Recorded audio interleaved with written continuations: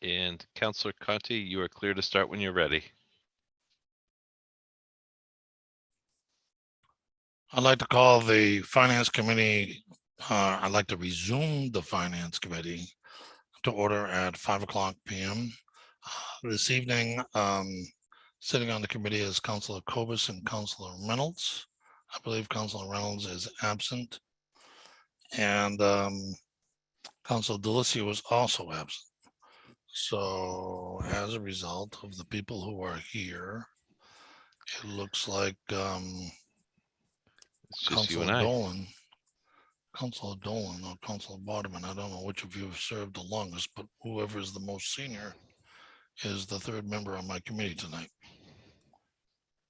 I guess that would be me. It is Be you. Councillor Dolan. Welcome to the Finance Committee, Councillor Dolan. Thanks. By process of elimination. Tonight, we're going to go through water, wastewater, education, planning, elections, and council on aging, starting with water. And I believe we have Courtney. There she is. I see her. She's muted, but Courtney, if you would unmute. Welcome to the finance meeting. I think the hottest issue this year in water is going to be the water rate. And it's probably most appropriate for us to concentrate our conversation tonight about the economic pressures that are changing your budget, chemicals, etc., salaries, etc., personnel, etc. So I'm going to give you the floor, Courtney, and let you start off. Sure. What you'll mostly notice is, again, like you said, personnel costs. Again, we're under a new union contract. So there were raises across the board.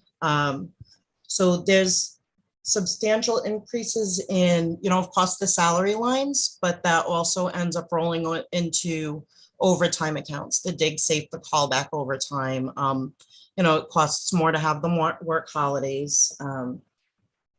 The other thing I do want to point out in the personnel line items is you'll see the healthcare accounts are slightly higher than was requested last year. And it was probably about a month ago, I requested a substantial transfer into those accounts because they were underfunded in 2022. The bigger difference that you'll actually see for the largest increase in the budget this year would be the chemical line, which is 553,130. We saw cost increases anywhere from 7%, which for one chemical, which was really nice. That's a typical increase, all the way up to 195%. So one of our chemicals basically tripled in cost. The average overall for the increase on the chemicals was between 106 and 107%. So you'll see that reflected in this year's request. Yikes. Yikes was right. I couldn't believe it when we were getting prices on these during budgeting in the early spring, late winter. Are these chemicals imported? They are. They're, well, we can go down the list just quickly. The sodium hypochlorite is basically to disinfect the water. When we treat the water leaving the plant, it's bacteria and virus free. We have to add that chemical to keep it that way. Yeah, Courtney, I don't think you need to run through all the chemicals. Yeah, okay.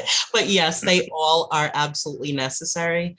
There is one in there, the liquid oxygen, that can fluctuate a little bit from year to year. And that one is really dependent on how often we need and use the ozone system during the year. Right. And we've just passed some measures in the council to sustain that oxygen program in the plant, because that's the way the plant was designed. Yes. So bottom line is your chemical costs have gone up overall 100%. In a nutshell, yes. And that's about 20% of your total budget. It's up there. So there was also some discussion about some difficulty in locating personnel. Is that becoming a problem? We hadn't seen it yet. We haven't had very much turnover the last few years, luckily. We had a posting where we were interviewing for 2 positions actually just last week. One of them has been filled. We're waiting for him to pass his pre-employment physical. The other one's showing to be a little bit more difficult, and that is for a position on the crew. We're finding qualified applicants. However, when we contact them for an interview, they're either already hired or they're not returning calls. And if they do, they're not showing up for interviews. And it's, you've probably heard this from Mike, and you might hear it from Tom as well. There's a severe lack of CDL drivers out there. It's getting very expensive to train them. It's getting expensive for an individual to do on their own to actually get into the field of, driving a CDL truck. So they're just they're not out there. Courtney, we did talk about that with Owen.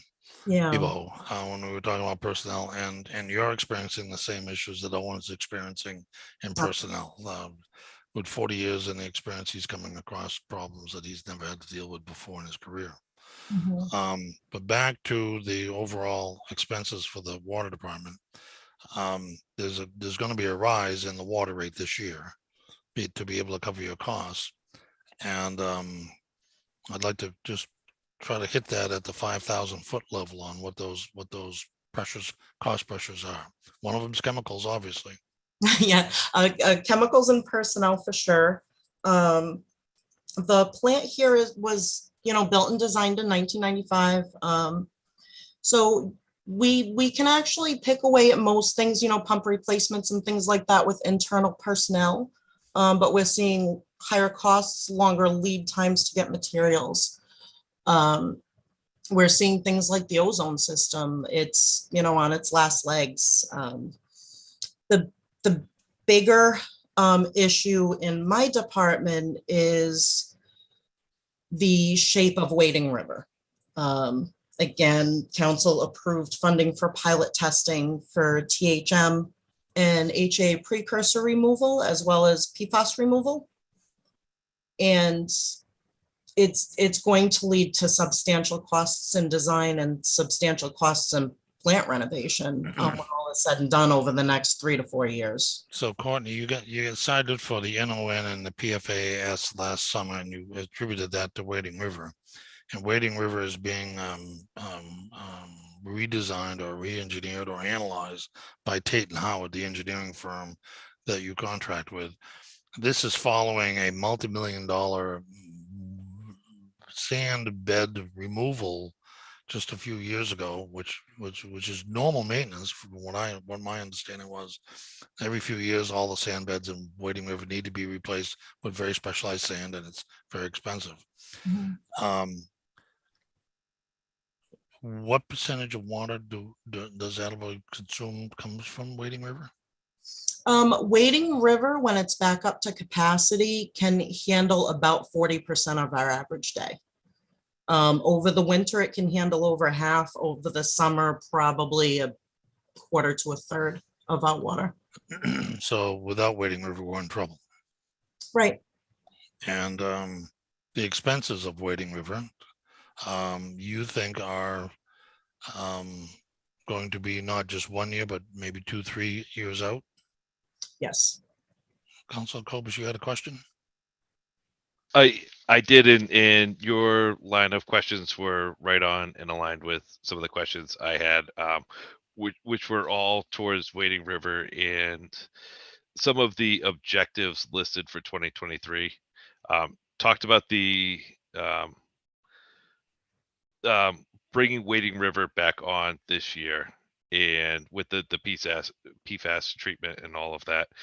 And my question is, is there any concern about getting through the summer? I know, I forget what year it was, but there was Manchester Reservoir was super low, and like people would drive by on the highway and be like, you could walk across it. And are are there, and it doesn't have a ton to do with the budget, so feel free to cut me off, Councilor Conti. But Well, I is am there concerned a, if it does affect the budget, because if you know, if water demand issues require finances to resolve, that's a budget issue. and Is same that where you're thing with going? bringing, Is that where yes, your and question was same thing with going? bringing Pawtucket online? And are there timing issues that we should be concerned about, that could impact us? For Wading River, I actually have a meeting with the mayor tomorrow afternoon, basically to go through pros and cons of bringing that back online. Because again, to leave it offline for another summer, we're looking at what we were looking at in 2015. Widespread water bans, low reservoirs. I don't think it's the best route to go. The other choice at this point is to bring it back online and back into public notice with the PFAS and possibly THMs. But again, if we leave it offline, that 1 to 2 million gallons a day has to be replaced from West Street, separate watershed. So we're going to be looking at low levels again like that. We're also looking at, we keep coming up. I've been down to council a few times talking about the permit for Wading River and the limit of how much we can withdraw. We have a similar permit here that we cannot go over. What about Pawtucket? Is With that Wading not River online? offline, we can't really go over that. So Courtney, is Pawtucket not yet online? Pawtucket is not yet online. I actually have another meeting after this one this evening to discuss the bids. The bids for the Pawtucket station were received in late May, and they came in higher than expected. So So we're 1 or 2 years out on Pawtucket? we're at best, even if we awarded right now, we're at best about 2 years out because of lead times. Thank you. I'm going to recognize Budget Director and give him the floor. Jeremy? Thank you, Councilor Conti. I was going to say largely similar. I wanted to touch on Pawtucket. Courtney said just the same. So if any of you are interested, she is at Municipal Building Commission after this, so you can go check that out on AACS YouTube to see that in the presentation or the letter from our engineer on that. But the lead times are a big issue.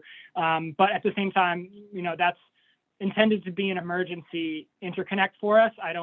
And I know the water department and the administration hasn't been thinking about it as such, but I just want to make sure anyone listening understands that it's an emergency interconnect in time of distress, and not necessarily something we want to try to supplant any sort of domestic or intra-city production if we have a remedy available for that.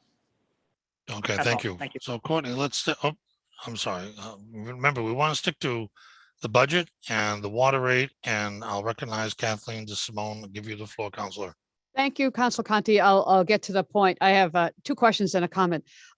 First question, perhaps naive, Courtney, but in as much as the rate may be influenced or clearly is influenced by the increase in chemical prices, do you anticipate them coming down at some certain point? And if so, will you adjust the rate back down accordingly, or is that pie in the sky thinking?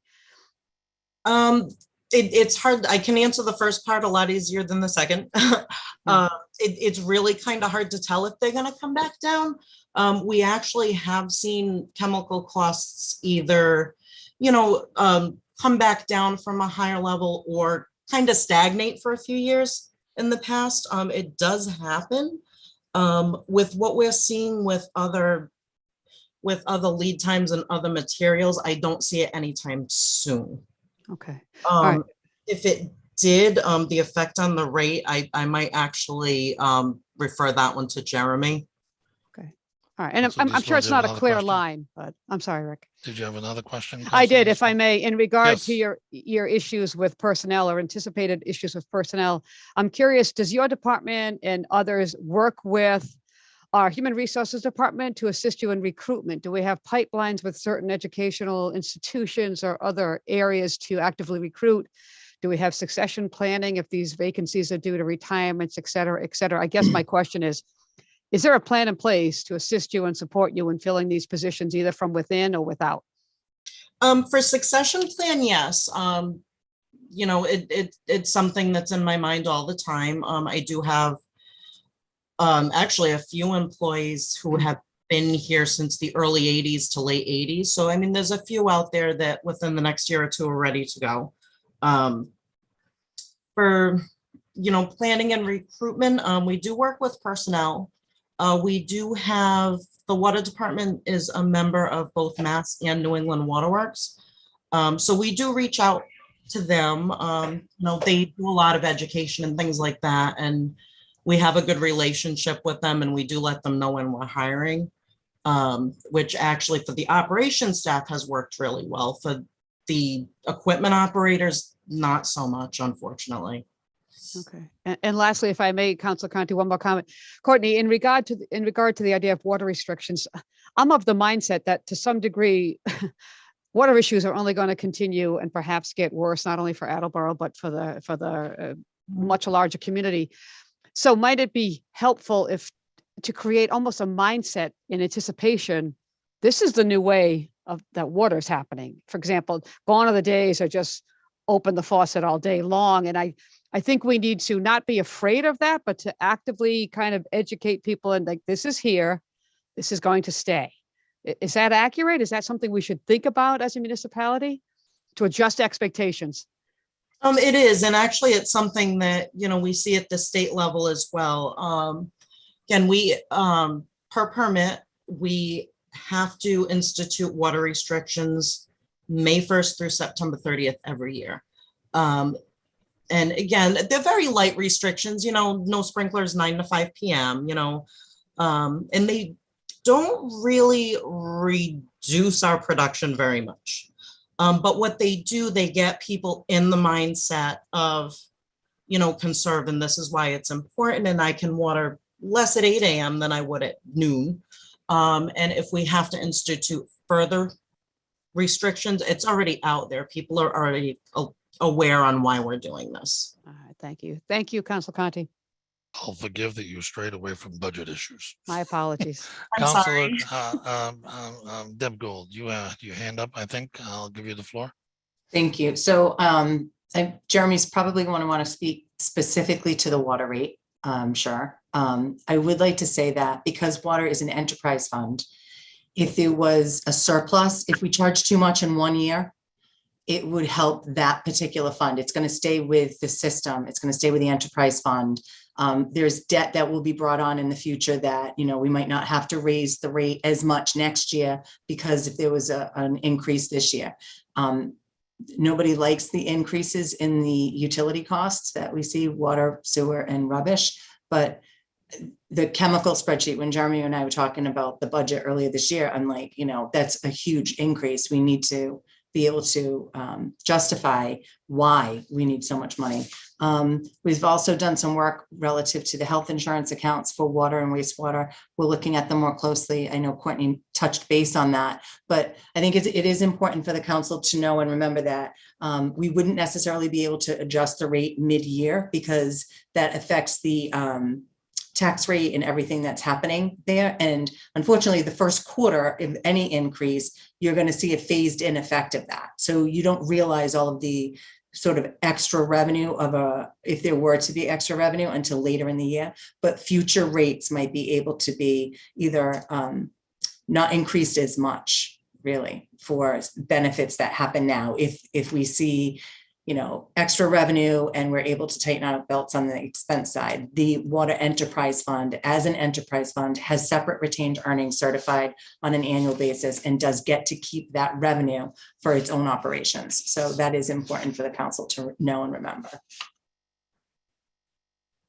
Councilor Barnabin, I see you have your hand up. You have the floor. Thank you. I'll try to stick to budget here. Courtney, I wondered if you might not know yet because you have to talk to the mayor tomorrow, and this might be part of what you're going to discuss. But what do you see happening this year with the PFAS and the treatment that we have? When do we need to begin that process? And how extensive? Sure. Like I mentioned earlier, the final upgrades at the plant, we're looking a few years out. In the meantime, we are working on permitting for temporary treatment up at the plant. And again, it's a 2 million gallon a day plant. Temporary treatment would be able to be in place to handle half of that. So we'd at least be able to get 1 million gallons a day out of Wading River. With lead times and permitting, we've originally expected the temporary treatment to be in place in late May. Now it's looking like it's going to be midsummer. Courtney, is that temporary treatment adding to the expense in the budget?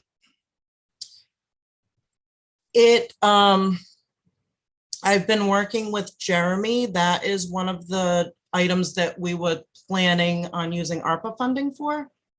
So no, not directly. Okay, thank you. You might see right now, if you've been to the plant, it's, the slow sand filter beds, and we bring it into the tank and pump it out the door. There's not much there. So you might see extra electrical costs from filters and that sort of thing, but not a huge jump in the budget. Good. So Jeremy, you see your hand up, you have the floor. Thank you. Deb Gould hit a number of points that I wanted to, so thank you. I wanted to have one comment broadly on the rate and then one specific to this year's budget. So when we think about the economy doing well and broad-based economic gains, and the general fund can gain from that and increase state revenue and increase local receipts, when there's more meal activity going on, we have more local receipts for that sort of thing in town. The water enterprise fund exists entirely on the rate. You can see from the page in the budget book, page 17, that the only thing that funds their general operations is the rate. So when we see normal inflationary pressures, cost of living adjustments, general inflation in the general economy, that needs to be made up on the rate itself. And this year we're seeing extraordinary inflationary pressures, which is why there's a 7% increase. You also see that there's proposed $309,000 worth of retained earnings to balance. So in the enterprise fund's self-contained retained earnings that Deb was alluding to, or Deb was explaining, this is money that was collected and not spent, essentially, akin to free cash. And if you see that the 1 cent of rate generates about $15,000 in revenue, that means that the $300,000 in retained earnings we're using is reducing the rate by about 20 cents. Big number. The retained earnings for water is higher than it's been in recent years, or recent years have been higher than the recent years before that. So we're able to do that. The water department has been run efficiently on their budget to be able to have these type of surplus monies. And this use of retained earnings is essentially giving that back to the ratepayer, saying we need this 20 cents worth of rate raising, but you've already paid it and we didn't use it. So now we're using it to stabilize the rate in this fiscal year. And then you'll see the estimated energy credit that's slightly lower than it was last year. In the budget presentation, just what we realized throughout the year and projecting what we would do next year, that's been slightly reduced. And then the comment before about chemicals and what do we expect going forward, I think none of us here or even many people off the call can give you a super accurate, because who knows on a lot of it. But right now, it's our anticipation that this year's increases are transient in nature, but that the prices are still sticky. So while we anticipate not seeing these massive 100% increases in years going forward, we also don't expect to see a 50% decrease next year. We won't know until bids come in, but prices like that tend to be sticky. So with this rate, we can afford this chemical budget, and then any increases in the future will be driven by the other upward pressures that I talked about earlier. That's all I got. Thanks. Courtney, are we sure that the chestnut bloom alleviation activity this year in Luther Reservoir is going to be successful, or is that something that might be a recurring annual expense? For the first time through, it certainly is worthwhile for someone to come in and remediate it for us. The size of the bloom, I mean, we're talking several acres, is just too big for internal staff to handle. And once it's the hope is that we eradicate enough of it this year that it will be handled by the maintenance staff going And- forward. The And hope. how many dollars are we allocating towards that effort this year? That is, bear with me.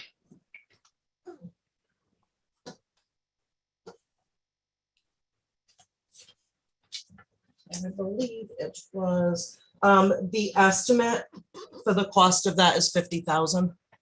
Oh, much less than I would have expected. It was much less than I expected as well. Is there anything else that you wish the councilors to know? This is your opportunity once a year. Again, the rest of the budget I tried to stay as level funded as possible. You'll know, there's a couple accounts. That one, professional services, basically, you already pointed it out.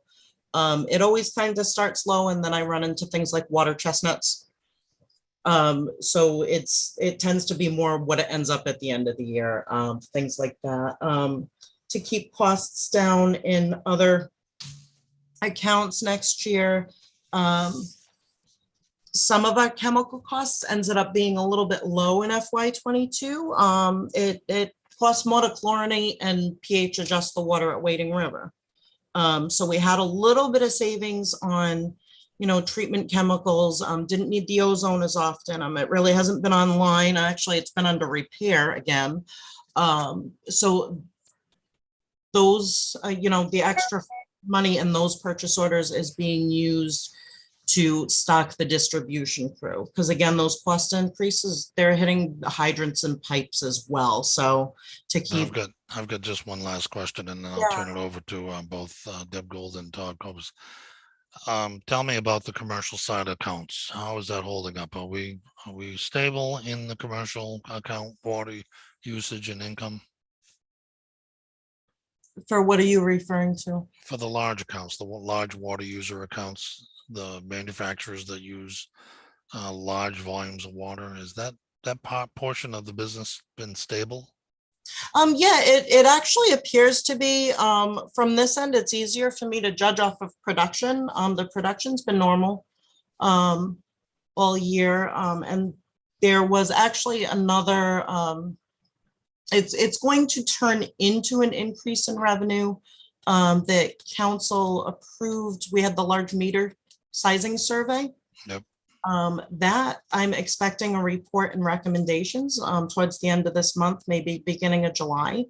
So that's going to be another way to catch some more revenue off of larger users, missized meters, failing meters that we can go out and change and get them working right. Large under registering meter can really start to add up. So on the residential side, we replace meters on a regular basis because we want to ensure that we're only charging customers what they use and they're not using more than what we're charging them. That's not the case in commercial accounts. We don't automatically replace. It is. It's been hard to get in with commercial accounts. When you get into a regular residential user, you set up a brand new house. We provide the meter, and then, when the meter stops working, 10 years later, we go and we replace it. When you get into larger accounts, the ordinance wasn't always clear on ownership of the meter. That's been clarified. And there was always also an ordinance change that came down, I believe it was spring. It's relatively recently that we now have the authority with these larger meters to, if they're not being maintained or if they're not working, we can go in and do it ourselves and then back charge these companies. And it's an enforceable way to get it done. And we finally have a way to start it with the ordinance Thank you. changes. Councilor Cobus, you have the floor. But I can't hear you.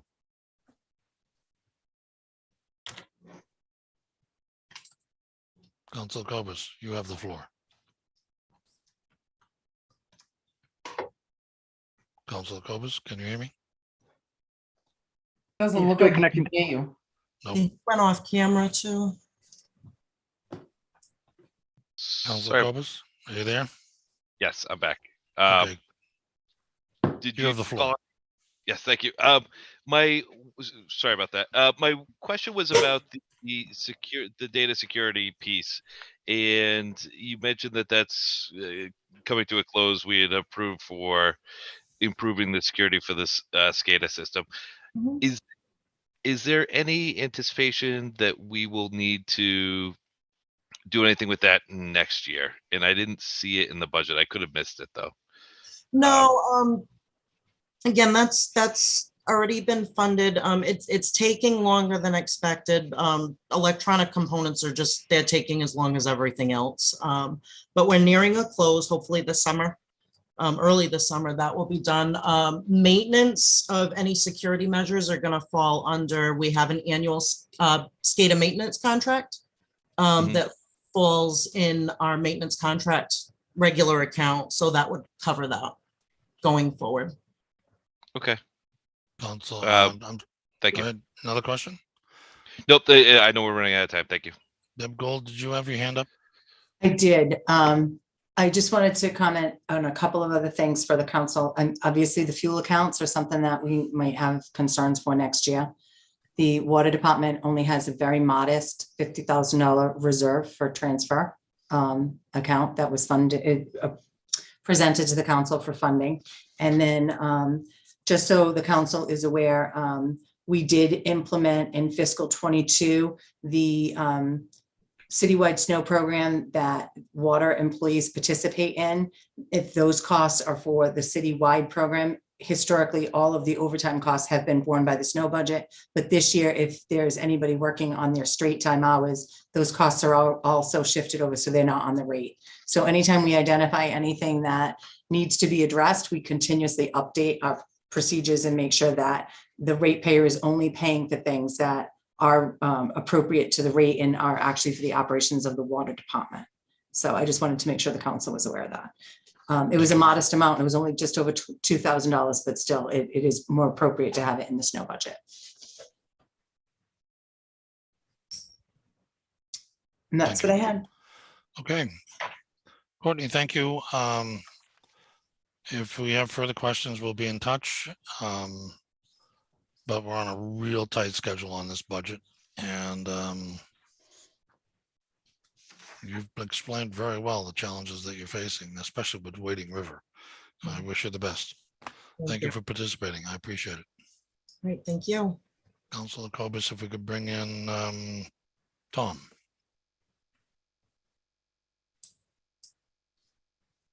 Tom, you're muted, and welcome.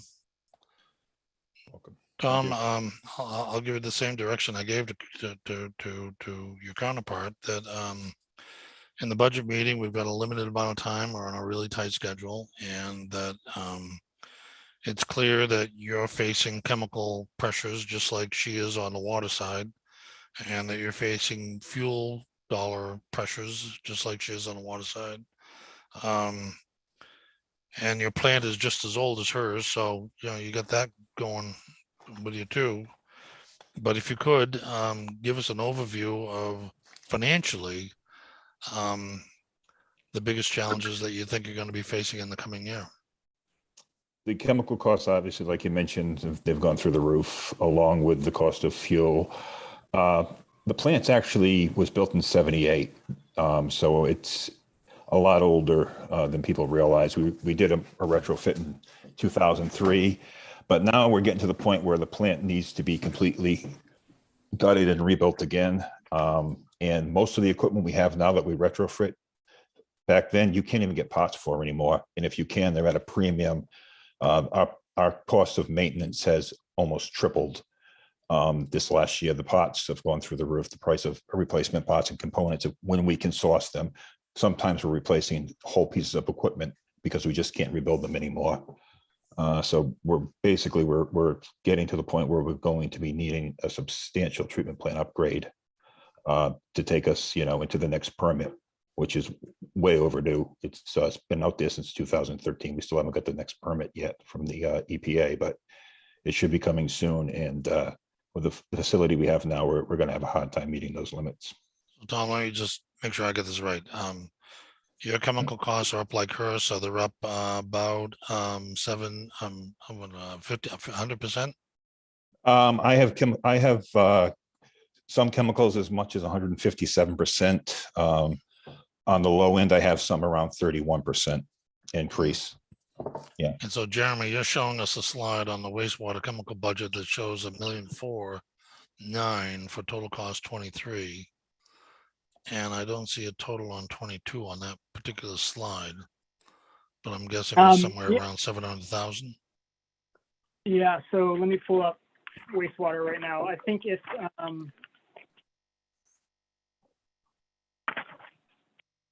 sorry, bear with me. I did not have this one ready, but I believe it was around 900,000. Yeah, the original budget was 900, or the revised budget for 2022 was $965,000. So we're looking at a $550,000 increase on a $950,000 budget. So that's roughly 50% increase. A 50% increase, whereas in water, we're only looking at 20% increase.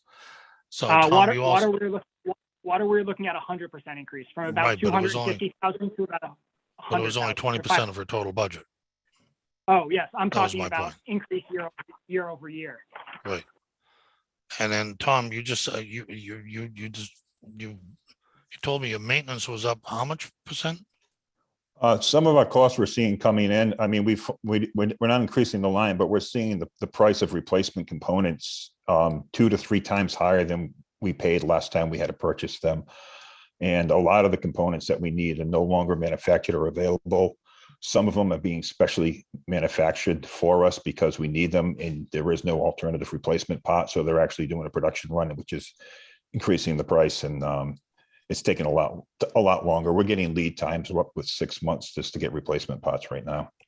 So fuel and chemicals, one leg of the problem. Maintenance is the second leg of the problem. Are you having the same personnel problems as everybody else? We're having huge personnel problems. We're down qualified operators. Our overtime is through the roof because, we're basically burning people out. We got people working 6-7 days a week because we need the qualified licenses. We've got 5 shifts we have to cover with operations. And we're all at retirement age. People are retiring. All the senior operators have retired or they're getting ready to retire, and nobody's moving up. Nobody is passing the exams, and nobody really is interested. It's not just us. This is industry wide. In the construction of a new plant, Tom, because obviously this is in your future. Yes. And even in your career, you may see a new plant. I don't know when you're planning on retiring, but I'm hoping it's no day soon. The new plant going to have less demands on personnel? Is it going to be more automated with artificial intelligence? You really can't automate wastewater to that extreme. You can monitor it, you can control it, but our license requirements and the sophistication of our facility requires that we're manned 24/7 with qualified grade 7 operators. There's no getting away from that. We've been working with the DEP for almost a year now, trying to get the plant downgraded, trying to get some type of pass on having people with lesser grade licenses, and they just won't budge because we can't do it. We have too complex of a system. So I haven't had a chance to take a look at it, but your budget is up this year over last year. And Jeremy, you probably have this memorized. You're at 10,000,002 this year.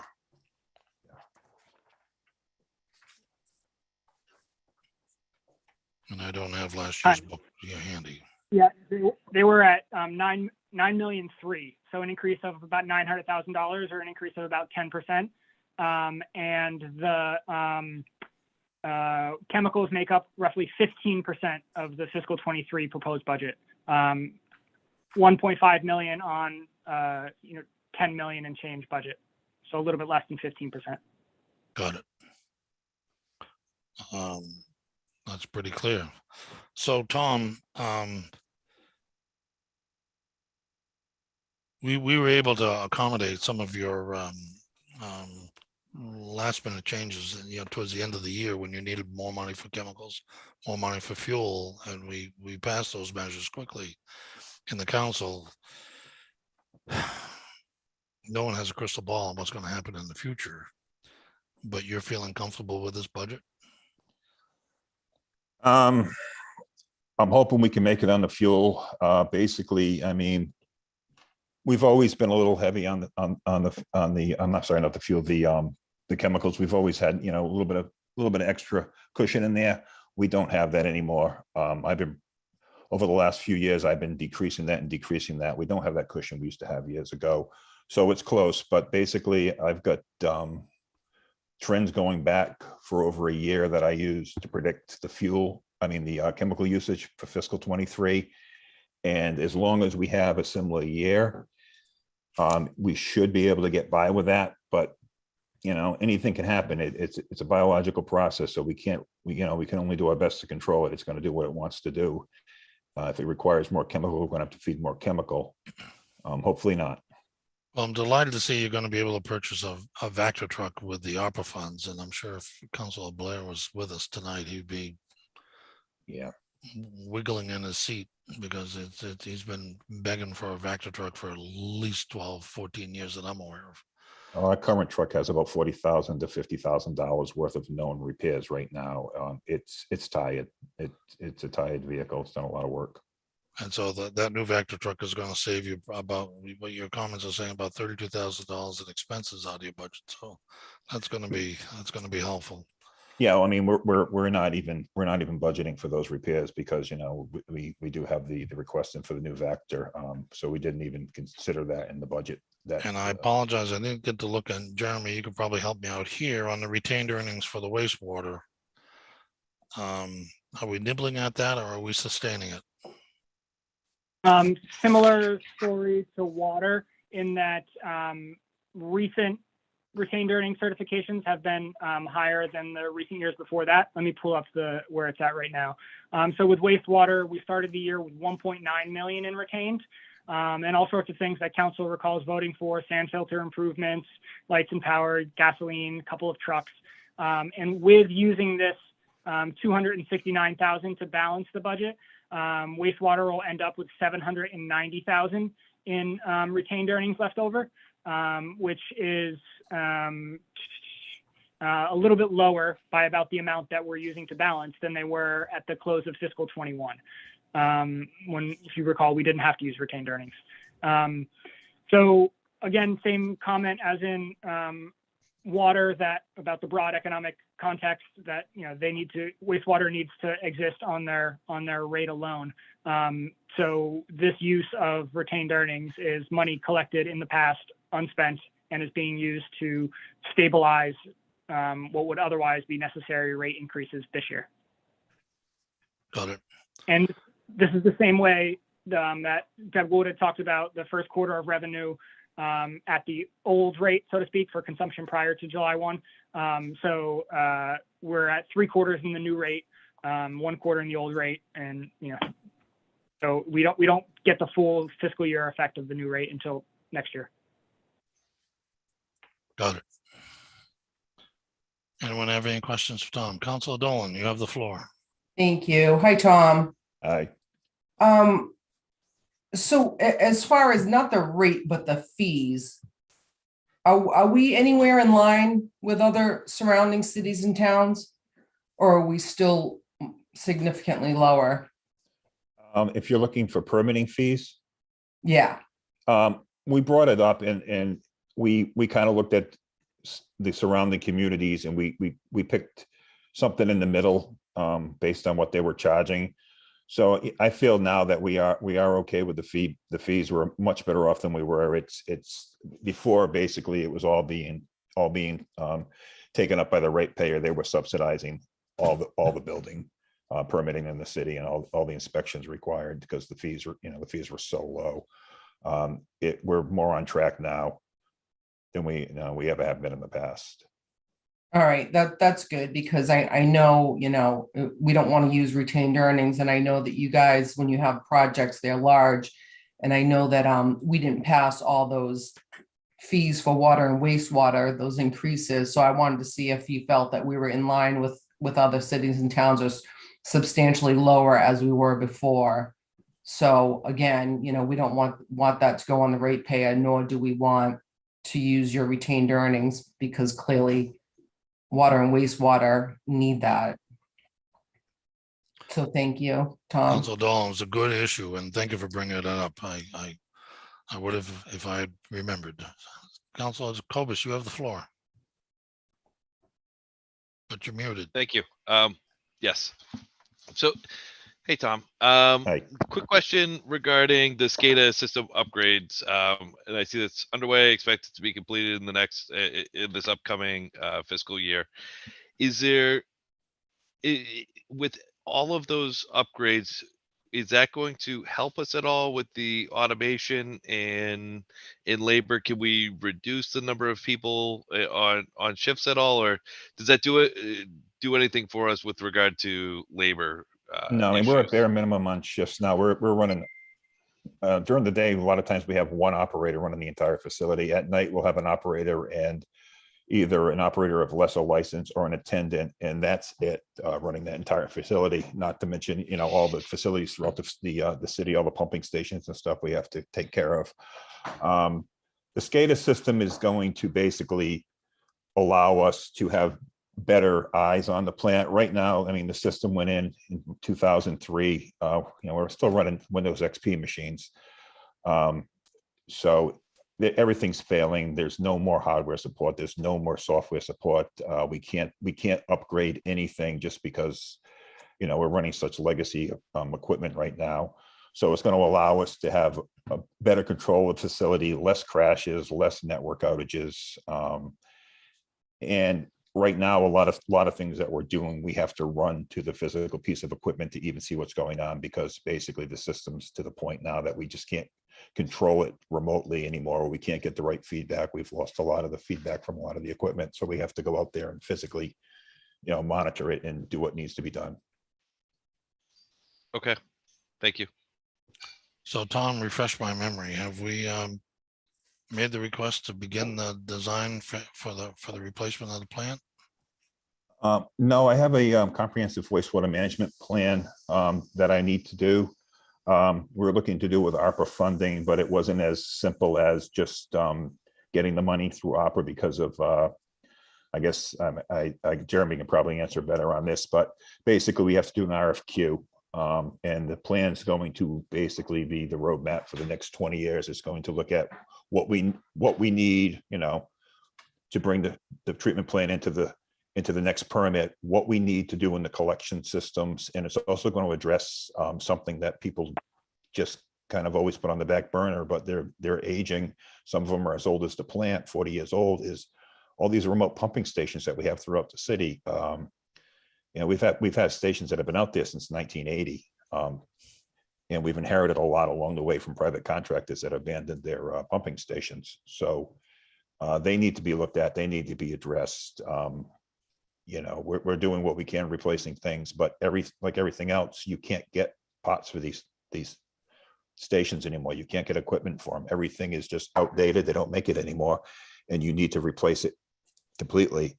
So that's going to be addressed also. And also we're looking into our sludge disposal alternatives. We had done an initial study on it a year ago, and we're going to basically roll that into this CWMP as to where we're going to go with our biosolids. As more landfilling, or are we going to maybe go to a digester? We're going to look at different alternatives and come up with a plan for that too. Got it. Jeremy, the question to you is, obviously this will be a 3-phase expense. Phase 1 being design and engineering. Is that something that we'll can expect this year in our budget? So as Tom said, the comprehensive water management plan is the first piece to that, which we are funding through ARPA. So kind of 2 comments on that. One, when we fund something through ARPA, we are under all the restrictions of federal procurement, and they are strict on some things and give us leniency on some others. And then the federal laws also say, but if your state laws are more strict, follow those in those instances. So we have it from both sides, where we have to use the strictest of Massachusetts when the feds give us leniency, and then use the strictest of feds when Massachusetts gives us leniency. But we are using ARPA as well to fund the design piece of the Bishop Street water main replacement. So we, through many iterations, developed an RFQ for that. And we checked all the boxes we believe we need to check in terms of our federal responsibilities. So our hope is to quite shortly, in the next few weeks, snap on the scope for the clean water management plan, and then use the rest of the structure of the RFQ to be able to get out pretty quickly. So that's piece one. Piece two, on the design, that's a conversation for the future. But piece three, in terms of actually funding and constructing this, we are going to have to explore as many alternative funding sources as we can. If we're looking at something that's 10 times the annual budget, we can't support debt service on its own. So we'd be looking at federal and state funding partners. And it's a couple orders of later on in the order of operations for us. So I haven't explored that piece of it yet, but it's kind of our only option. Got it. That's going to be a big one, but it's not going to affect fiscal year 23's budget. Correct. Excellent. Tom, is there anything else that you'd like to make aware to the council? This is a good opportunity to do that. No, I mean, other than the fact that, that's really what our biggest concern now is the age of the facility, along with, the other operation side, not having the operators. The age of the facility is really starting to show. The repairs are just, they come daily. Not only that, structurally, the building is, it's seen better days. We have a lot of. You took me on a tour, and I'm going to say it was maybe a couple of years ago, but I'll bet it was 5 years ago, because the time passes so fast. The place at that time, I thought, was tired. And I remember in one particular vision that stuck in my mind was your chemical silo, which was disgusting. And I know we funded a new one, and I know you got a new silo, but it was desperately needed. That was just in tough shape. I appreciate you hanging in there and putting, managing a difficult situation with both the maintenance alone is enough to drive anyone insane, but then on top of that, to have the personnel problems and the fuel and chemical costs, it's a triple punch. Thank you for hanging in there. You're welcome. And if anyone else has any questions, we can let you go. Thank you, Tom. Thank you for being here. Thank you. Good night. Good night. Councilor Cobus, do we have? Mark Furtado and Dave Sawyer online. Let me promote them. Excellent.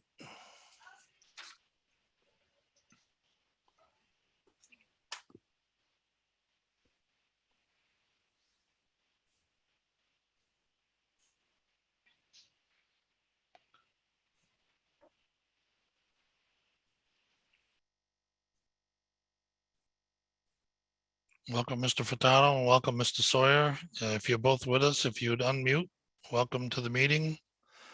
Mark, I tried desperately to get to your last finance subcommittee meeting, and I had a family emergency and got called away. But I saved all the paperwork, and I reviewed all the sheets, and you're much more intimate with it than I am. But what I saw was that utility costs this year really threw you for a loop, and salary costs really threw you for a loop. Can you elaborate on that and talk about how that might affect us next year? Sure, I can go over the current situation. We did have some extraordinary utility costs that was driven by what was a pretty long end of winter, some low temperatures during the March, April, and even into May period.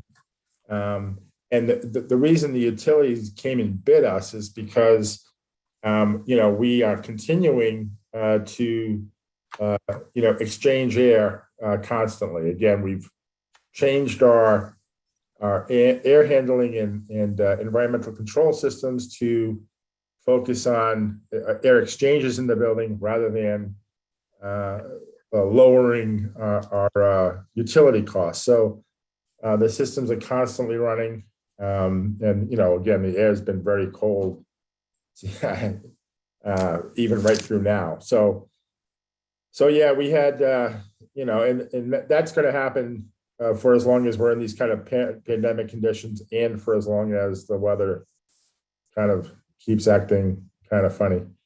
On the salary side, what we're experiencing is extraordinary costs for substitutes, and that's going to be six figures over budget by the end of the year.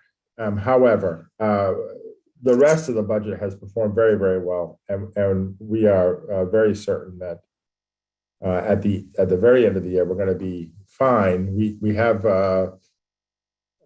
some concerns still in transportation. The district received $150,000 in supplemental funding from the state of Massachusetts that was eligible for transportation costs, and we used it exclusively for that purpose. And right now we're sort of in a situation where it's somewhere between totally break even and a $25,000 deficit, something in that neighborhood, to finish out the year. And the reason for that has been just an extraordinary circumstance with homeless transportation. We go through a year, and have historically gone through a year, and we see sort of a ramp up at the beginning of the year where state agencies are trying to place people, and all heck is breaking loose at the start of a school year for families, and people just get displaced. So we see a big bump in August, September, and it starts to settle down in October and kind of dissipate a little bit through November and December. And then right after the holidays, where everybody's under stress, we see that same occurrence happen again, where we have a big bump in January, February. It dissipates, and by June, the numbers are down quite a bit. This year, we haven't lost any families that we have taken on throughout the year. So whatever we started with and added during the course of the year, they have stayed with us, which we've never seen before. Mark, I'm going to interrupt you. When you're talking transportation, are you talking student transportation and special education transportation together? Yeah, but this is specifically homeless transportation, which has really kind of demanded the extra money. And the corollary to that is special ed transportation, where we've had, again, a bunch of folks move in. Again, we've managed the costs associated with that for the most part, except for transporting them, which has. And Mark, I'm going to interrupt you again. There is a special education circuit breaker extraordinary relief claim to the SID through the state. We're taking advantage of that, correct? Yes, sir. Yeah, that the extraordinary circuit breaker requires I think it's a 25% increase in spending over the prior year, which we haven't hit. There's a threshold you have to hit to participate, and we haven't hit that. But as I said, the overall cost we've managed quite well. And there's been personnel issues in there, therapy providers where people, we've had trouble hiring certain disciplines and therapists. So we've had to contract that out, which is a much more expensive proposition.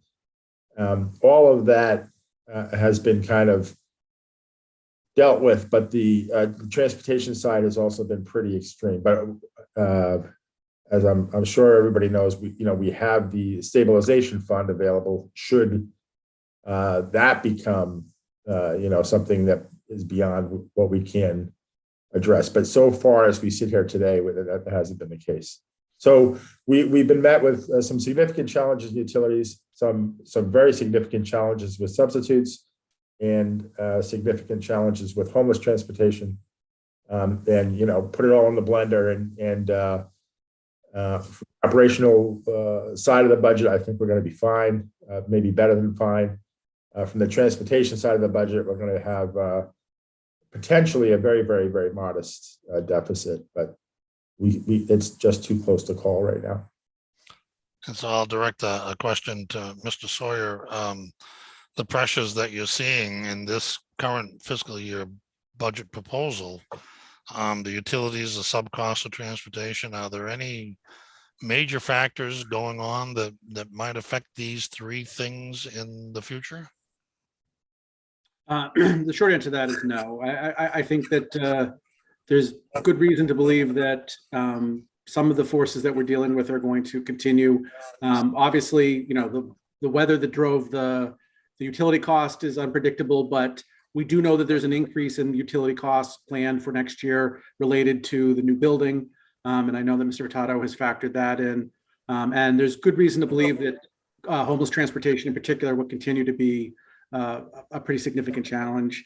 There's no reason to believe that that's going to abate anytime soon. Thank you. Mark, when I was going through your year-to-date expenditures, my recollection was that this is the time of the year when things get really distorted. That it's the most trying time of the year, the budget. That's what I'm trying to say. You stated in your budget message that you think that additional personnel is something that you want to bring into the budget, and that additional technicians are something you want to bring into the budget. And the budget is up 8.9% this year, which is the largest of any of the departments in the city. And the city population is growing too, which is also having an effect on you. So compliments to you for managing where it is. I will try to get to your next finance meeting, but at that point it's too late. That's tonight. yeah, it's too late. So I'll recognize Deb Gould. She's got her hand up, and give her the floor. Thank you, Councilor Conti. Mark, I just needed clarification on something that you just said relative to transportation. I thought the last time we talked, we thought we were going to make it given the grant for transportation. And then I just heard you say you think you might have a deficit at year end.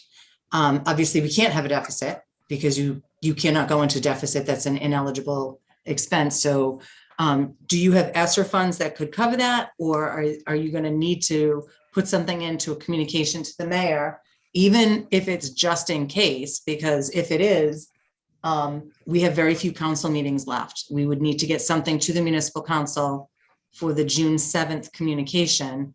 And we'd frankly have to get permission to get added to that communication because the deadline is passed, but we can't be in a deficit. I mean, we thought we were okay given the grant. If you don't have other available resources to pay for it from grants or your transportation revolving fund, I would strongly urge the school department to get to that, to the mayor and make that request beyond the communication. And the worst case scenario is if you don't need it, it would close back out to free cash and be part of this, exactly where it is today, folks. Do you know what I mean? Like right now it's in undesignated fund balance, part of free cash. If it gets appropriated to the school for the use of transportation and it's not needed, it would go at year end, close out to the same thing. But then the school department wouldn't be in the position of during the summer trying to do bills for previous years when frankly, we don't have any money because the cash isn't certified until the fall.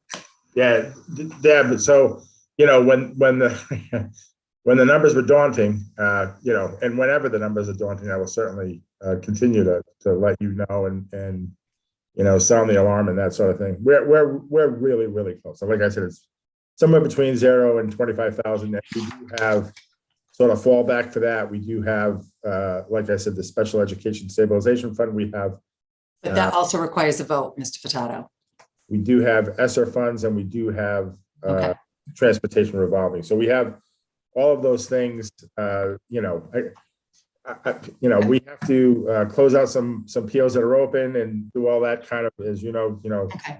juggling, and but it's going to be very, very close. So I just wanted to be as transparent as I could. And I appreciate that. I just see a deficit and we can't be in a deficit. So I know you won't be in a deficit. What would actually happen is a bill won't get paid. Yep. Because my office would reject it. And then, Mr. Conti, if I may, there's 3 large contracts that are up at the school that have been, I believe, competitively procured for fiscal 23. If you'd be kind enough from the school perspective to touch on your food, transportation, and facilities contracts, because I believe those will or have been sent to the city council for approval. And if you could touch on what those increases look like for your budget for next year. Yeah, They're going down on Tuesday. Just wanted to clarify that one point. They're coming down on Tuesday. Those 3 contracts. But those 3 contracts are FY23 budget related, and they're all very important to the school. I think food may still be with the state. I don't know what the status of that one is, but if you could touch on that. Food's over there too. Okay, great. So those are our 3 big vendor contracts. And the year we're in right now was the last year of the existing contracts. And sadly, for transportation, for all 3, really, for transportation and facilities management specifically, it's a people business. It's 50 people on facilities management, and it's bus drivers and essentially diesel fuel for transportation. So diesel fuel pricing has doubled in the past year. And what's going on with the cost of people and the national driver shortage and that sort of thing. Again, unfortunately, that all kind of meshed into a bus contract that was up 15% from this year to next. Very difficult circumstance. And then our facilities management contract went up a little over that, like 17 this year to next. Part of that has to do with the protocols that we established during COVID, where we funded a second group of folks to do some very specific kinds of cleaning, as well as quality assurance people to follow up behind them and make sure that the things that were supposed to get done were actually done. So we were very impressed with the QA portion of that. So we asked Sodexo to kind of keep that in place to kind of, make sure that people were doing the things they're supposed to be doing. So that, those were the kind of drivers behind those kind of contractual outcomes. The circumstances are very difficult because for all 3 of our contracts, we only had 1 response for all 3 RFPs. So, Mark, can you tell us how much the food contract was up by?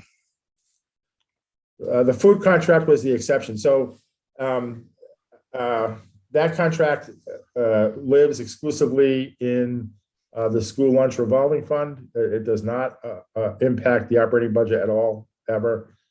And Whitson's, we've had a good year this year, and Whitson's proposed no increase in their management or administrative fee for 23.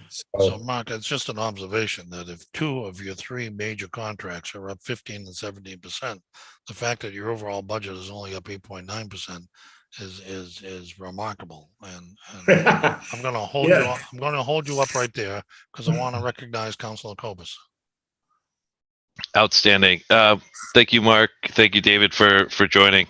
I'd like, if you could, I'd like to give you an opportunity to talk about the social emotional learning that's mentioned as an accomplishment this year. I'd like for you to mention the help desk ticketing system, the site-wide stuff, to talk about that. And then you mentioned augmenting the SEL in fiscal year 23. Love to hear about that. Is that covered by grants or not? And then the big question I have for you is with regard to the new high school coming on. And I know there's a lot of challenges, and we've never had the budget for the operational costs for the new high school, and was wondering what kind of contingencies you have, or what you've done to sort of predict that. And I know it's impossible to sort of prepare for the first operating budget, and what's in place to sort of hopefully prevent you guys from having to come back and say, hey, we didn't expect electricity to cost this much, or maybe that's just sort of something that we should expect to happen with the first year. So yeah, those were the questions I had. Sure. So let me start with And if I may, SEL. if I may interject, Mr. Fadar, when you answer the question, would you please be thinking about the budget? So he's asking Yep. about programs. I'd like to know what the budget impact is on those programs. Sure. So let me start with SEL. SEL was actually a requirement for spending in the ESSER program, the COVID-related relief that the district received from the federal government. So we established a director through ESSER funds, and she continues to be on ESSER funds because we are required to spend money for that purpose on ESSER funds, on all of our ESSER funds. But what we have done that will be used in the operating budget was, and because of the good fortune we received in terms of the state funding formula being adjusted, is develop a team to support the director that would address needs district-wide. So we're not putting groups of SEL supports in all of our district buildings. We're going to have a kind of a group that is understood to be sort of a central resource and deployed as needed throughout the district when needed for sort of an immediate response. You know, a lot of this is when students kind of get into a kind of a crisis condition. So it requires, you know, us to be prepared and ready to go. So that's a group of about 3 individuals that will support the SEL director and you know, propagate our kind of approach for student social emotional health and well-being throughout the year, but also be prepared for when the need is dramatic.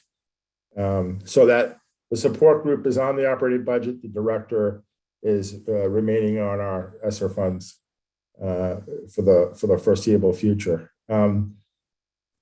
Regarding the new building, so I did a lot of work with both the architect who has designed multiple schools and is just a brilliant fellow, as well as with our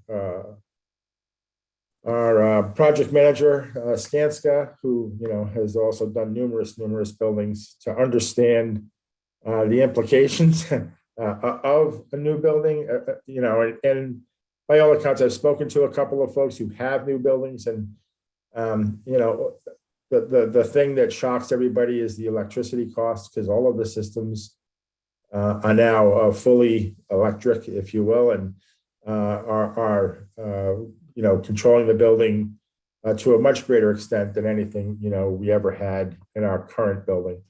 So the electricity budget for the new high school was up substantially, nearly double, I believe, off the top of my head. That's going to be offset a little bit by, you know, a building that is much more efficient from a heating perspective. So unlike this building where you can sort of see outside a lot through the walls and the cracks and stuff, That building is going to be pretty sealed up, and so the heating expense isn't going to be quite at the level. It does not offset the increase in electricity, but isn't going to be quite at the level that this building is.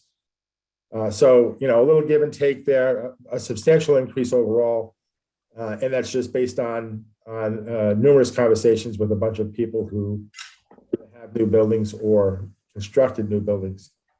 The OIT stuff, in all honesty, Sorry, OIT? I'm sorry, the technology, both the ticketing system and the additional supports. So, the kind of good news is, during COVID and with the support of the ESSA grants, we were able to accelerate a process we were already on to go one-to-one with devices, both in terms of the student body and the teaching staff and the paraprofessional staff. It was wonderful that we were able to do that. However, we didn't react. I didn't react at the same pace in terms of supporting all of that hardware, which was, a big change for us. So one of the things that got implemented was the ticketing system, so that the technology staff had better visibility over what was going on and what people needed, and when there were real crises, like to get to a room right away. And that has worked out extremely well. The system works well. People trust it. People are using it. So we have better understanding and better visibility, and now a historical record developing to understand how certain systems behave and others don't. And then we're going to we're going to reconfigure the group. We're going to promote from within and get sort of an assistant director, if you will, to get prepared. If our director got hit by a bus today, we'd be in a lot of trouble. And so we need to kind of start preparing for, getting a broader base of understanding by more people, so that we can be ready no matter what happens, and then provide another technician behind that to make sure that we can support all of the hardware devices in the district. We're at nearly 6,500 devices. We went from 1,500 to 6,500 in the blink of an eye. So if I can just interject here, Councilor Cobus, I'm being called away for a short time from this meeting. Well, this is one of the miracles of Zoom. So Councilor DeSimone, thank you for joining us. I'm going to temporarily appoint you to the committee so it can sustain a quorum and continue the meeting, and I'll be disappearing for just a brief moment. Thank you. Sure thing. So I think that answered my questions with regard to. So thank you for talking about SEL, and the help desk and the ticketing system and the staffing So I'm still a little bit concerned about the staffing implications of going to 6,500 devices across the school system. How are we doing with regard to that? Yep. So essentially, we're going to be adding one FTE in 23. That's the net impact of the whole thing. We have a retiree who works sort of half-time on a contractual basis, who also is new and came on board when we had the opportunity to go one-to-one. So from where we were pre-pandemic, we'll be 1.5 people up to deal with, the good fortune the pandemic brought us from a technology perspective. In addition to that, we're going to have sort of a senior staff person understanding, how to make the trains run on time that we don't have now. And like I said, if our director decided to go retire in Tahiti, we'd just be in a world of hurt. So 1.5 people.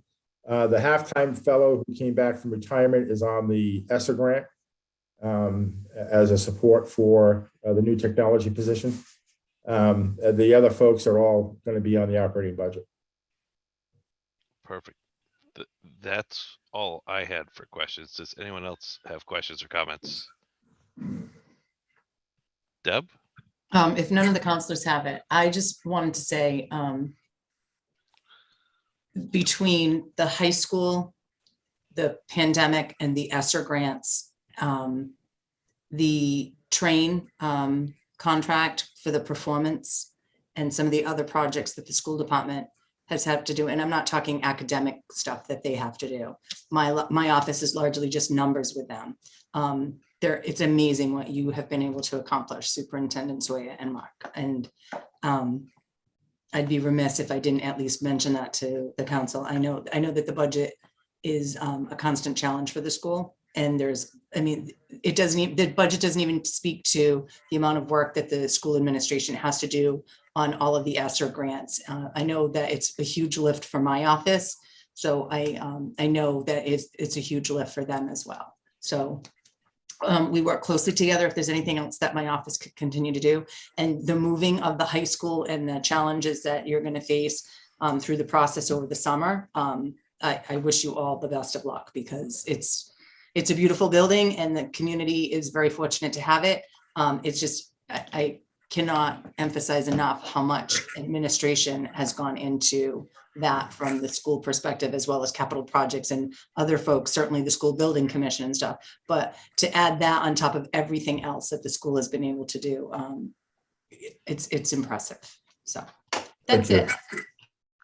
I would echo that. And the other thing I would say is I completely understand that it's the first year with the new high school. I would expect that there's something that's missed. And I appreciate you doing your due diligence to try to account for everything and do all that. But I promise not to give you too much of a hard time when inevitably you'll come back for something was, electricity was more or less than expected, or whatever the thing is that inevitably will come up later on in the year.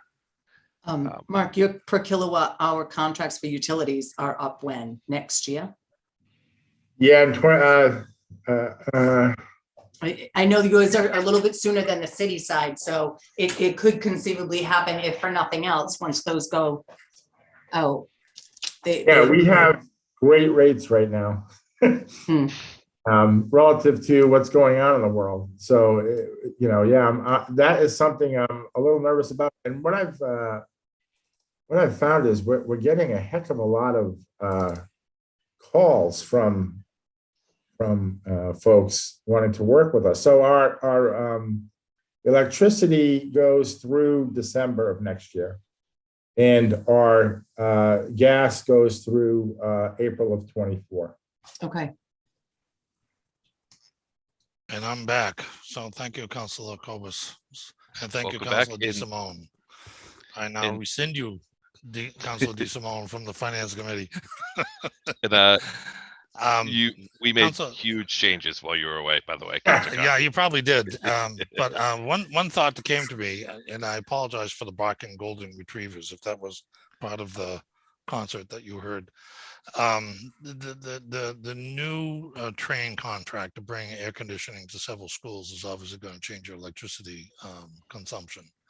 Has that planning on going online this year, and has that all been taken into consideration? The train work, you're saying? The capital improvements, we're adding air conditioning to schools.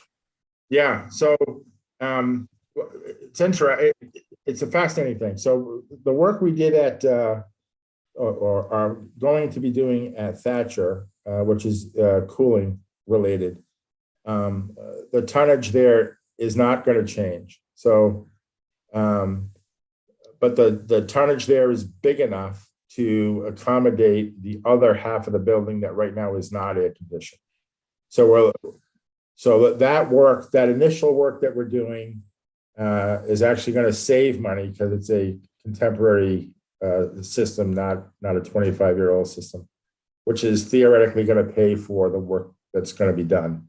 At Wamsutta, we actually were able to reduce the tonnage of the cooling system. The system that was there was oversized, so that's going to cause even more savings.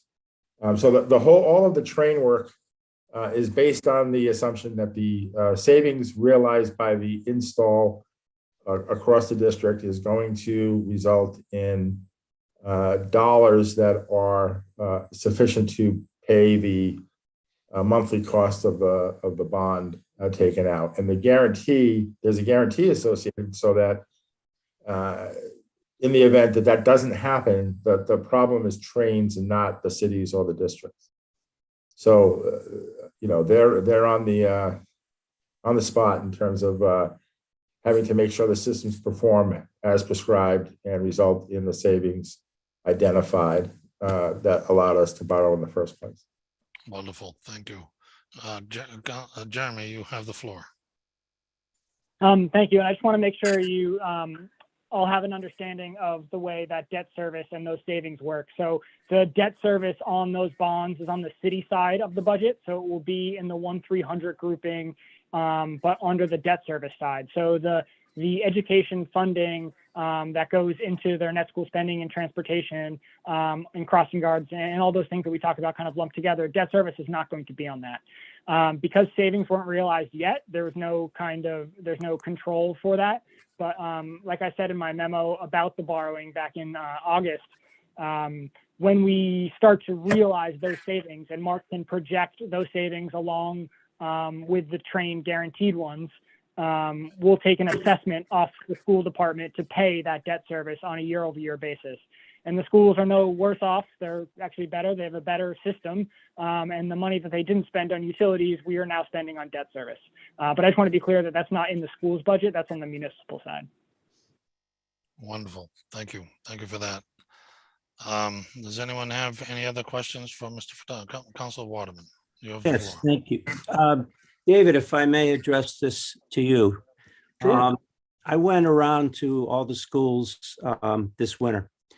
And one thing that I took away, and I could have been wrong, but I saw it, I feel in each elementary school, some version of difficulties that second and third graders were having that was highly unusual, caused probably by the pandemic. Their social life had kind of become nil. Counselor, is this a budget question? Yeah, it is. Because what I'm leading towards is are we doing anything personnel wise in the elementary schools to help with the social emotional issues above and beyond what we've already done in the past?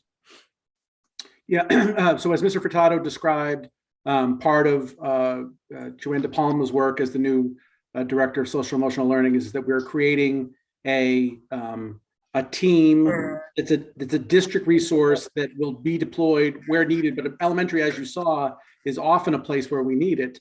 And so the personnel, the three people that Mr. Furtado were describing that are going to report to Ms. De Palma, they will be used in buildings where we're having a problem.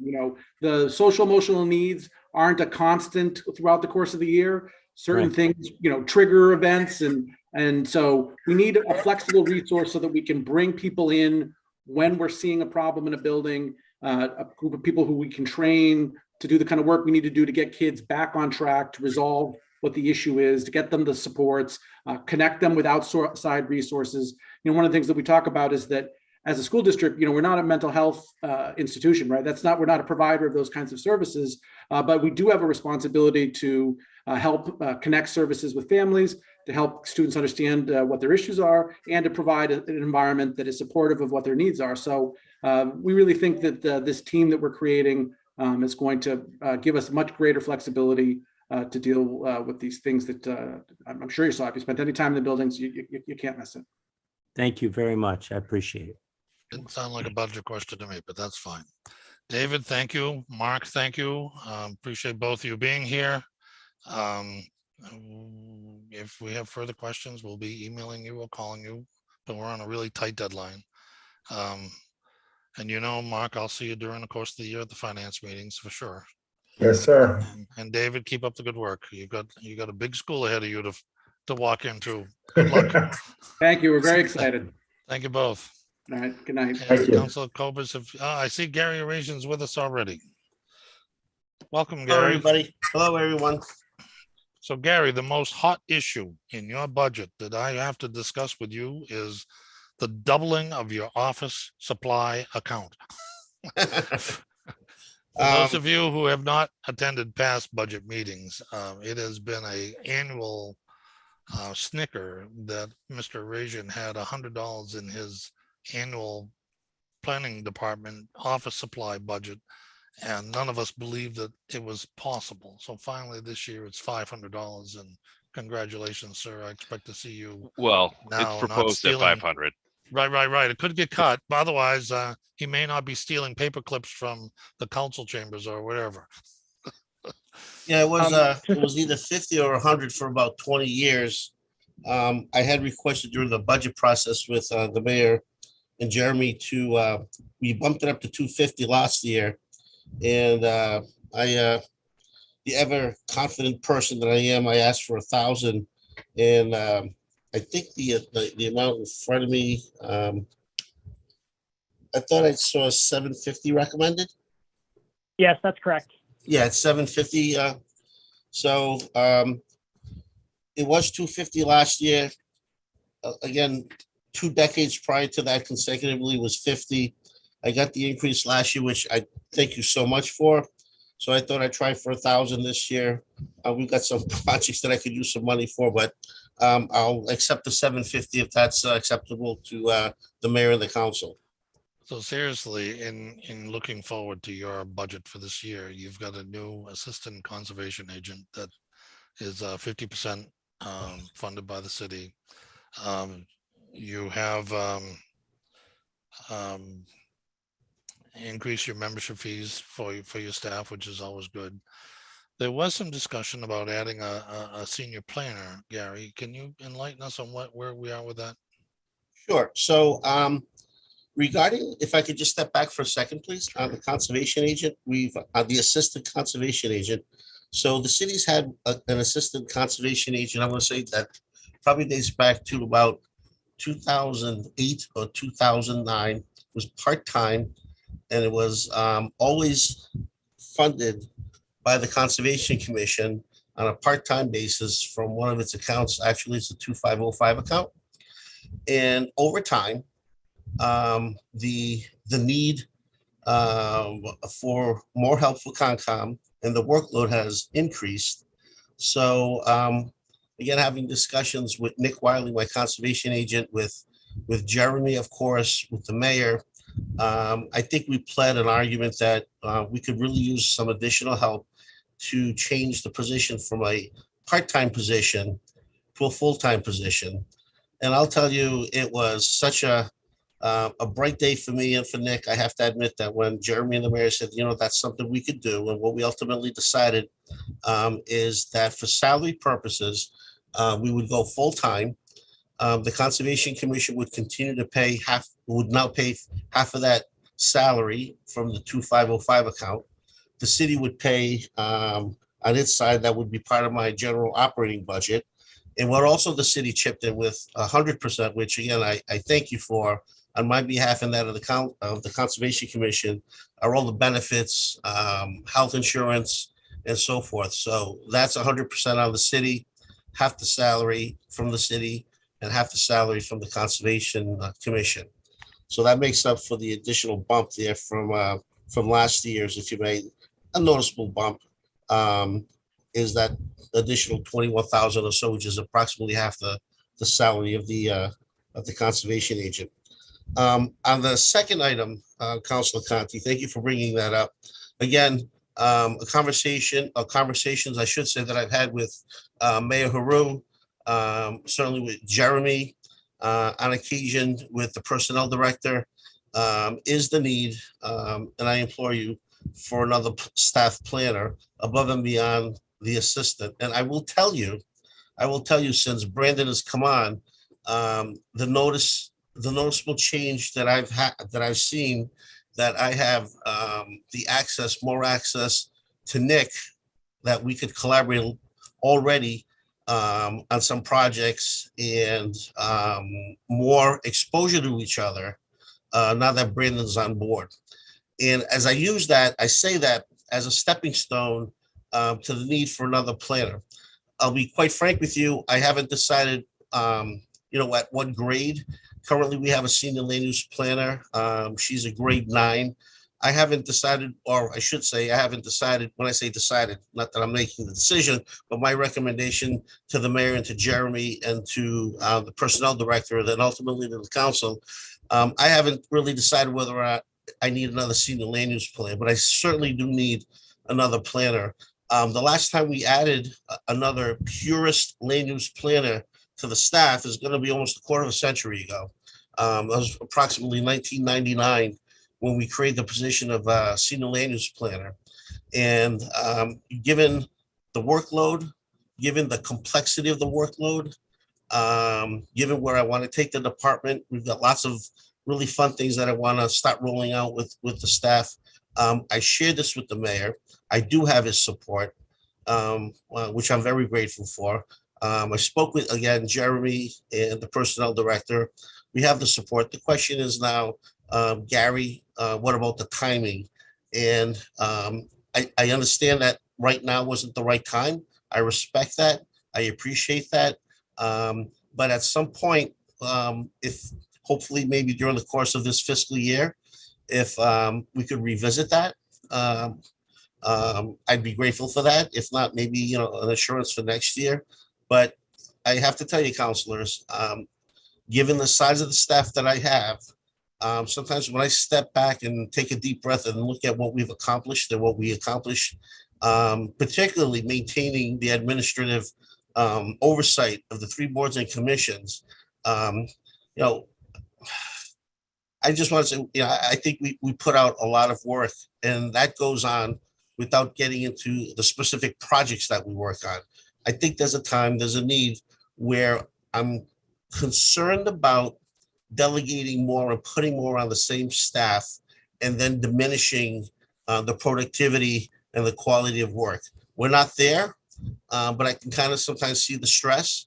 What I would like to do is to ensure that we still have the same quality of work, the productivity, the volume of work, and I don't want to in any way imperil that. And I think at this point, I've probably been seeing it for a couple of years. Council Conti, I have to say to you, you brought that up with me on past budget discussions. So Well, I want to bring it up again, Gary. yeah, I because you and appreciate that. had And a you brought conversation that up 2 and weeks said, ago. yeah, And well, I you said, brought, the budget committee and the finance committee and the taxpayers don't understand how large your department is, because the number of dollars that flow into your department and out of your department that are not in the city budget is astronomical, and so is the work. so one thing I think we will do, and I'll certainly work through Jeremy, is at some point, if the council would like to invite me, or I can invite myself and come to a committee of a whole, or maybe later this summer or this fall, is to actually come down and present to you a lot of the separate different projects that we're working on, whether they grant funded or other sources of funding that flows through the planning department, that don't appear in the budget, but they're in the tens of thousands, if not millions of dollars of projects that we oversee. So having said that, kind of circling back to what you asked about, inquired about, Council Conti, yes, I would like another planner. I haven't decided again what grade that would be. I don't know if it would be a senior planner or perhaps, again, that's a 9, whether a 7 or a 5. I don't know right now. I've got an idea. But the fact that, that's something that the council would entertain, I really appreciate that. So I think the time to do that, Gary, is maybe in March. We could set something up for you to make a presentation to the council alongside a request for that position, maybe June, between March and June. So that it hits half a year, and that has less of an impact than a whole year. Jeremy, you probably have an opinion about that too, and that's certainly welcome, so we will work together on that going forward, Gary. Thank you. Does anyone have any questions on to Gary on the planning budget? Look at that, Gary. You are spared. You sure? We good? If not tonight, as always, if you have any questions that pop in your mind over the course of the day or the week, if you want to shoot me an email or call me, be more than happy to answer it. Thank you very much, councilors. I appreciate it. Good night, folks. Never bashful to call you, Gary. Thank you. Okay, my friend. for Thank you, folks. participating. All right, good night. Good night. Councilor Good night, Cobus, Gary. do we have elections nearby?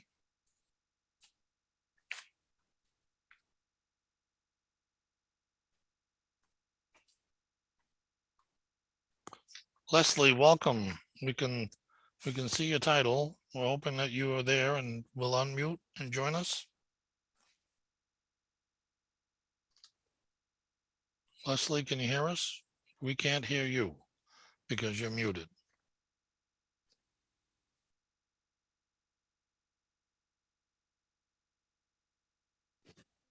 Can you hear There we me? go. Yes, absolutely. Welcome. And you can see me. And I can see you. Okay. And you look terrific. Thank So you. in the election commission in 2000, let's see what it says here, in 2022, even years, we have a state primary and a state election. The state purchases the ballots, but we have to man the polls. That's true. In every state election, they print the ballots. We man the polls. Big difference this year is that we're expecting to do a mail-in operation similar to what we did in 2020. And that adds to the postage expense. The postage and the processing. We have extra staff and a lot of processing those ballots. Those ballots get to be processed prior to the election. They get tabulated on election night, but they're processed before that. Interesting. So it's more labor it's more labor intense to do mail-in ballots than it is physical balloting. It is. It's very helpful for those at the polls, but in the office, it's a lot more work. Okay, so you've prepared a budget with the mayor and Jeremy that you think is going to cover your expenses for those. And and you're probably up over last year because of that, because of the elections, but your budget goes up and down depending on how many times we all have to run to the polls. So yes. Have you seen any problems with personnel getting the people to work for the polls? No, as a matter of fact, we sent out a flyer with the census this year, and we received over 150 applications from people who want to be poll workers. Wonderful. That's great. What else has been happening from a financial standpoint in the election commission?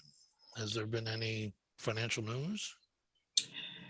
In the financial news that I would have is to just add that because we are allowed to use the poll pads on the early voting elections that we do, so the state elections, that there was an extra expense for that. So the poll pads are helpful. When you arrive, you get a little sticker printed. It's looked up on the pad, it's printed out, and you're sent your way to get a ballot. So that is an extra expense. And the machines are holding up well. We bought a bunch of machines last year or the year Yes, before, they are. But I do remember participating in the election commission when the different varieties of machines were being considered. And we've now converted them all. Are we now all fully converted? They to new machines? are all converted, and that happened in 2016, and they are going very well. All the kinks have been worked out. So they're fine. We're now adding as we go, and when there is funds available, the booths. So the place where people stand to vote, we're upgrading those, and we have, we need 36, and I think we're about halfway there. Wonderful. Does anyone have any questions for the election commission? Go ahead, Councilor Cobus, you have the floor. My only question was just about that $6,600 for the poll pads and trying to understand that more. Can you just describe that one more time? I don't think it sunk in for me. What Sure. Those are again? Sorry. So, no problem. As you arrive at the early voting site, which we're hoping the council will allow us to have it in the chambers this year. When you arrive, you go into the line, you give your name and your address, and the poll pad has been loaded up with all of the voter information. Is that like an iPad or like a tablet? Okay. Exactly. So Got then the little sticker gets printed. You use that for your information on your ballot envelope. So with that, it saves the voter time for writing their name and address and their ward and precinct. They just put the sticker on and sign. Perfect. Thank So you. there's no more and this is highlighting for a line. six of them, right? 6 of them. Perfect. They're also going to be used as an additional resource at the polling places for just looking up people. So people often show up and say, where do I vote? A or B? So we'll be able to quickly go through that with volunteers, perhaps from the school. They've done it in the past. And they can say, go to 5A or go to 6B quickly without looking in that list of persons book. Jeremy? That was the only question I had. Okay, you're all set. Jeremy, you have the floor. Hi, thank you. This is specific to the poll pad. So we had a discussion about, their iPads. Do we just want to buy them? The obsolescence question kind of somewhat aside, we've budgeted for this in years past, and a number of times the state either picks up the tab, reimburses us. We don't end up incurring the expense here. So we haven't purchased, as I understand, the pads, even though we're using more this year, because for so many times they're a expense picked up by the state. That's right.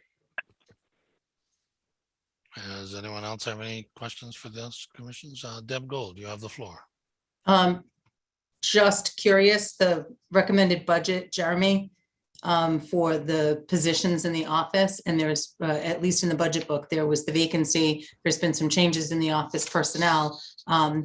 Is the 103 reflective of what you actually think you're going to need next year, or is it over? So yeah, you can see from the requested to the recommended, we went from 122 to 103. So as you all know, Cheryl Perry, who was the elections manager, is now the solid waste manager. This budget was produced at a time where we hit the sweet spot of there being still a vacancy in the election manager position and Leslie in the principal clerk in the clerk position. So the budget as it's presented is with a vacancy at and the manager, but a populated clerk position. What we're experiencing now is obviously Leslie in the manager position, and we have a clerk slated to start later this month. Back of the envelope, because I didn't know the person or the start date until earlier today, is that the extra money that's in here as a result of actuality versus what's presented will cover 53rd week payroll expenses, and there shouldn't need to be a elections commission request for a 53rd week payroll. So yes, it's a little bit higher than we would expect just because of timing and when the budget was produced, but we're in the ballpark. Okay. You're all set. Does anyone else have anything for Leslie? Leslie, thank you. Thank you for taking your time out this evening to meet with us. I'll see you in the office someday soon. Thank you. And our last guest of the evening is Melissa from the Council on Aging.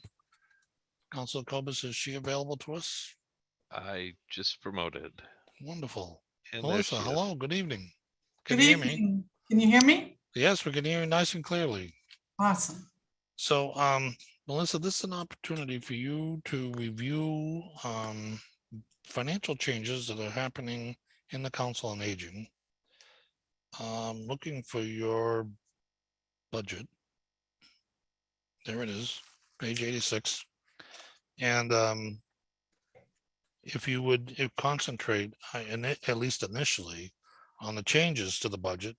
You've got a housekeeping allocation, you got some online services, postage and electric heating and pest control. You want to run through that for us, please? Sure. I did ask for small increases in housekeeping, obviously due to price increases. We do have, 2 bathrooms in this facility that get used quite often. The contract that we have with Flynn went up a little bit, and I did also ask for an increase in postage. I don't know when we ever had an increase in that line item, but it is definitely necessary.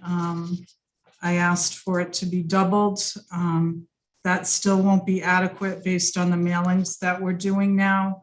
We're trying to reach all of our seniors in the community based on the voting list. So one mailing is about $2,000. We do our newsletter On every that every subject, other Melissa, month. is there going to be some attention paid to that mailing list over the course of the year to eliminate duplicate mailings? Yeah, we double it down. We took the voting list, we doubled it down, obviously per, so it only goes to one household. We also do bulk deliveries to avoid having to mail. So we hand deliver it, if you will, to the different housing complexes, supermarkets, some of the I gotta popular. tell you, my newsletter came in the mail, I think last week. We got two of them, one for Martha, one for I. The newsletter looks terrific. Congratulations for getting that back up and running and into a full document showing a full schedule with all the ads for all the events. It really looks terrific. Good job. Thank you. And as time goes on, people will be telling you that maybe you don't need to send two to the house and you'll be able to cut that down a little bit, but postage is the best way for you to reach your audience. Yes, it definitely is. I didn't mean And to interrupt you. one other thing I would like to mention is that we've been doing more and more programs, as you may know, at Good News Church. And I think it's important to note that the in-kind services I factored at about $65,000. We do 5 exercise classes there a week at $125 an hour. That's how I came about that figure. And that is actually a modest figure. It doesn't include some of the special programs that we do there. So different holiday events and whatnot. And also I wanted to mention that the budget is approximately 44% grant funded, my budget. And again, that's a modest figure. It doesn't include what the Friends group takes in and some of the donations that they receive. Does anyone have any questions for Melissa? Councilor Cobus, you have the floor.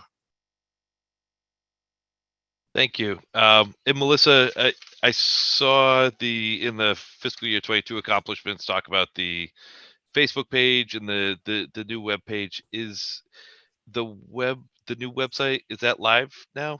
It is, yep. Outstanding. And then I also saw that we have it funded as $4,000 for online services and whatnot to fund maintenance for that. Or the hosting costs, and I wasn't sure what else in the Wi-Fi at the senior center. Right. Are It you also, I'm sorry. Are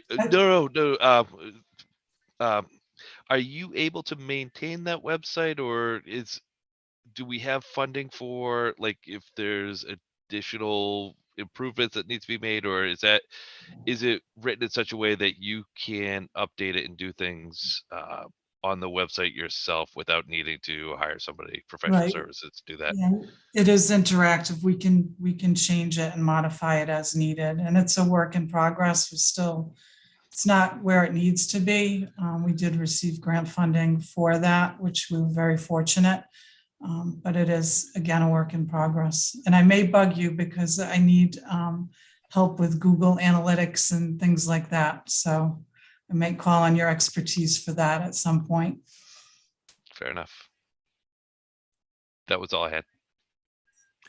Google's taken over the world. Any other questions for Melissa? Well, thank you. Thank you, Melissa, for being here. Thank you for joining the schedule.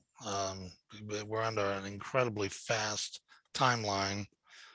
We've got one series of meetings left for tomorrow night, and then on June 7th, it comes up onto the committee and into the floor. It's It's a rapid pace schedule. Is there anything else you want to inform the council while I have the opportunity? I think I'm good. Thank you very much. Okay, thank you. Thank you. At this time, I'll entertain a motion to recess. Second. Thank you. I will recess the meeting until tomorrow night at 5 o'clock. All in favor, say aye. Aye. Aye. Motion passes unanimously. I'll see you tomorrow night at 5 o'clock. Thank you. Thank you, Councilor Conti. See you, everyone.